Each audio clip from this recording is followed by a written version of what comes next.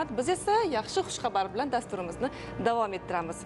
O'zbekistonlik taniqli opera xonandasi Aqlbek Piyazov endi dunyoga mashhur La Scala opera va balet teatrida faoliyatlarini davom ettiradilar. Milandagi La Scala bu shunchaki teatr emas, bu opera san'atining eng yuqori cho'qqisidir deb bemalol aytishimiz mumkin. U yerda kuylash, u yerda chiqish qilish har bir opera xonandasining orzusidir. Aynan shu sahnada Maria Callas, Luciano Pavarotti, Placido Domingo kabi afsonalar kuylagan. Endi ularning safida o'zbek san'atkori ham bor. Bu nafaqat san'atkor uchun katta yutuq, balki butun O'zbekiston opera madaniyatining xalqaro miqyosdagi yutug'idir. Aynan mana shunday elchilargina madaniyatimizni yurt chegarasidan olib chiqib, oshirib, global sahnalarda ko'tara oladi. Endi esa opera san'atimiz dunyo bo'ylab qanday jarang sochayotganligi haqida lavhani tomosha qilamiz. Marhamat.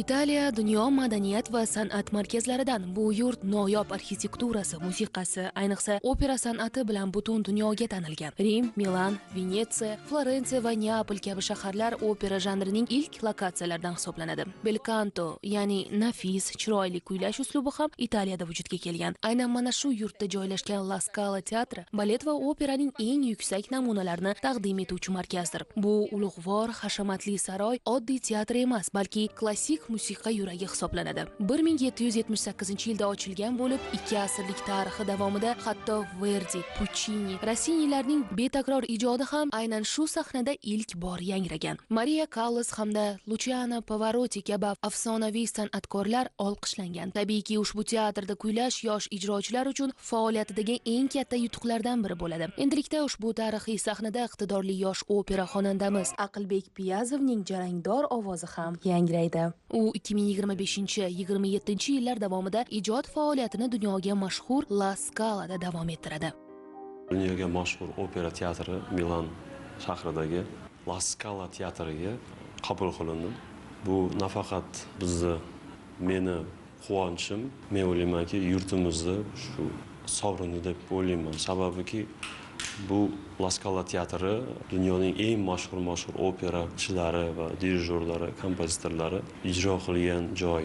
Opera Italiyada paydo bo'lgandan keyin La Scala teatrini bilmaydigan odam topilmasa kerak deb o'ylayman. Har 2 yilda 10 ta va 10 tadan kam bo'lgan opera ijrochilarini qabul qilishadi akademiyaga. U yerda nafaqat o'quv jarayoni, ularga ish ham taklif qilishadi. Spektakllarda kuylash, katta sahnalarda kuylash, konsertlarda kuylash. O'ylayman, bu La Scala teatri biz uchun, bir operachilar uchun katta bozor. Sababi shu yerga kelib hamma operachilarni eshitadi. Albatta, yosh ijrochi xonandamiz hozirga qadar o'zining betakror ovozi, kuchli sahna mahorati bilan ko'plab tomoshabinlar mehrini ham zabt etib kelmoqda.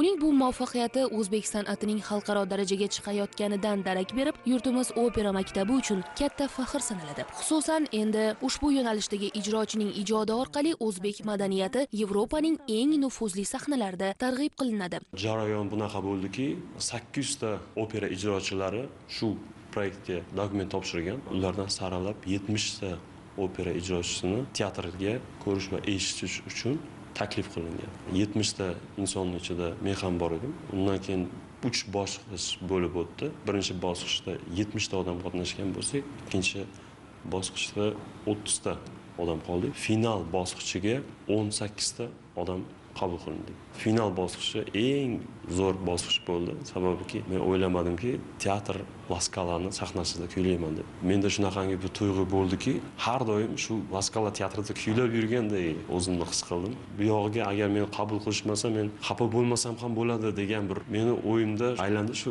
ijro etib turgan paytimda keyin va o'zimni yaxshi ko'rsatishga harakat qildim. Biz taklif qildi sahnaga va bizga aytdiki, 12 ta odam saralab oldik. O'qib kelyapti, 5-chi bo'lib meni ismi familiyamni aytdi. Xursand bo'lib ketdim.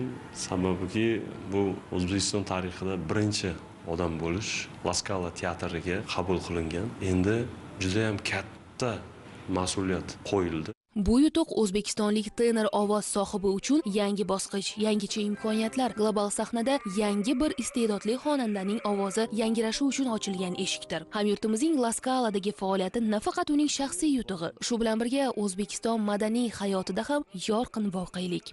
Mamlakatimiz opera san'atining xalqaro miqyosdagi e'tirofi ham.